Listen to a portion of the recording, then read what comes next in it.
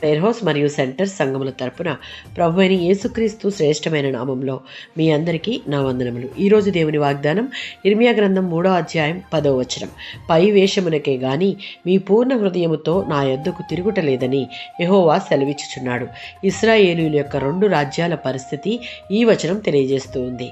ఉత్తర రాజ్యం అయిన ఇశ్రాయేలు దేవునికి విరోధంగా విగ్రహారాధన చేసి చివరికి అష్షూరు చేత బంధింపబడి నాశనమైంది.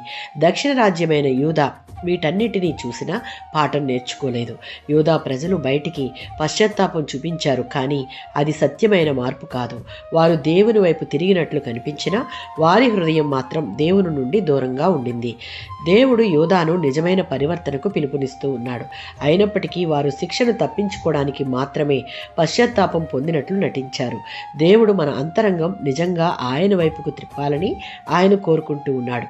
మన మాటల కన్నా, మనం చూసే చూపుల కన్నా, చేసే క్రియల కన్నా మన హృదయంలో సత్యాన్ని, యథార్థతను ఆయన కోరుతూ ఉన్నాడు. మన హృదయాన్ని జాగ్రత్తగా పరిశీలిస్తున్నాడు అన్న స్పృహ కలిగి మనం జీవించాలి.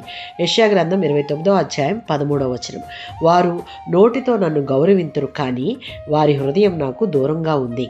దేవునికి హృదయాన్ని దూరంగా ఉంచుకుని పైకి కనిపించే విధంగా దేవుని కొరకు ఎన్ని చేసినా అదంతా వ్యర్థమే.